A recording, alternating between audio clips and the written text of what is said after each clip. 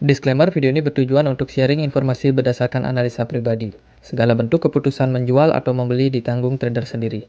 Jadi lakukan research kalian sendiri sebelum mengambil keputusan. Sudah siap?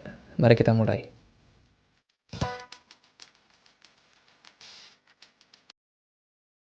Hai semua, jadi di video kali ini kita akan bahas soal DIA USDT.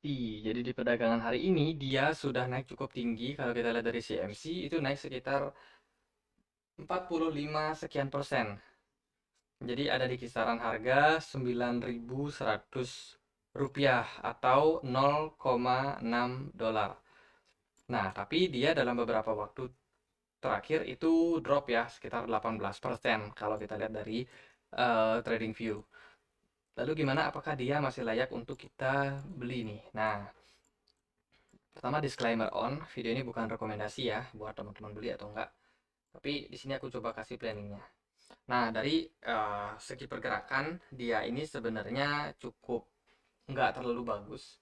Kalau menurut aku pribadi, dia ini sudah breakdown dari area support ataupun key resistance saat ini itu ada di kisaran 0,805 teman-teman. Jadi sudah drop ketika memang market lagi nggak bagus ya. Bahkan dropnya itu cukup dalam sampai di 0,3 dolar. Jadi ini penurunannya sudah sekitar 62%, cuman dia dapat momentum yang bagus untuk ngepump dan harganya balik. Ntar nih aku ulang. Nah, dan harganya sempat ngepump sekitar 174%. Bahkan kalau kita lihat dari sampai ekornya itu kisaran 275%. Nah, saat ini tentunya ini merupakan fase koreksi ya yang terjadi pada dia di time frame 1 hari teman-teman. Nah, kalau dilihat dari MACD sebenarnya dia dalam fase jenuh jual. Artinya adalah kondisi seperti ini masih memungkinkan untuk dia naik di jangka waktu di beberapa hari ke depan. Kalau kita lihat juga dari RSI-nya itu baru sampai di poin ke-50-nya. Yang mana ini masih sangat berpotensi untuk naik sampai poin 60 sampai 70-an. Jadi dalam kondisi seperti ini sepertinya sih masih ada potensi untuk dia kembali untuk naik ke depannya. Cuman memang sekarang dalam fase koreksi saja. Cuman meskipun begitu, kita harus make sure kalau dia ini merupakan koin yang sangat berbahaya untuk kita masuki saat ini. Kenapa begitu? Karena pergerakan chartnya itu cenderung ekstrim teman-teman. Jadi ketika dia dropnya itu bisa dalam banget, dan ketika dia naik, itu bisa naiknya tinggi banget. Artinya kita kalau trading, kita harus siap dengan konsekuensi kerugian. Jadi jangan lupa untuk pasang stop loss juga kalau kalian trading di tipe koin yang seperti ini. Sekarang kita pindah ke time frame 4 jam. Nah, kalau dilihat dari time frame 4 jam, ini memang sudah kelihatan fase-fase jenuh beli ya. Kita bisa lihat bagaimana dia itu nggak berhasil untuk closing ataupun finish di kisaran 0,8% yang merupakan key resistance saat ini untuk dia. Dia bahkan ke reject kuat banget, sepertinya ada seller di sini teman-teman. Dan kalau kita lihat dari RSI juga, RSI itu sudah menunjukkan fase jenuh untuk beli ya. Jadi kondisi seperti ini tentunya akan mengakibatkan Luna mengalami koreksi dulu. Nah, untuk potensi support yang mungkin dikunjungi ataupun yang bisa menahan dari Luna itu tentunya ada di EMA 99, yakni ada di kisaran 0,54 dolar. Jadi di setengah dolar. Ini merupakan area support yang mungkin kuat untuk Luna.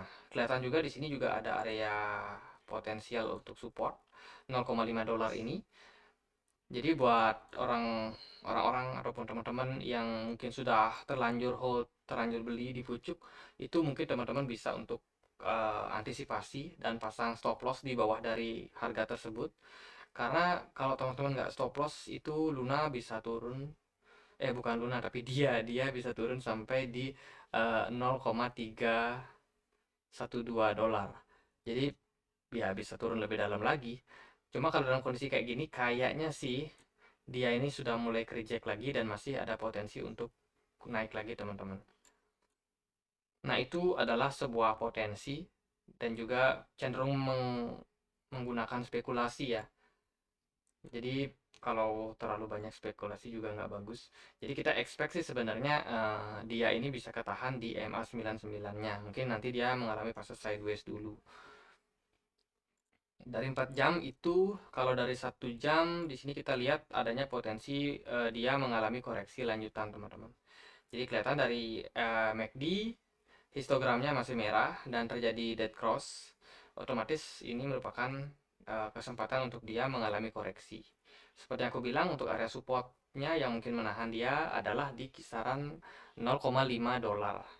Jadi ini merupakan area strong support untuk dia. Semoga bisa ketahan dan kembali untuk testing mungkin sampai di resisten 0,8 dolar.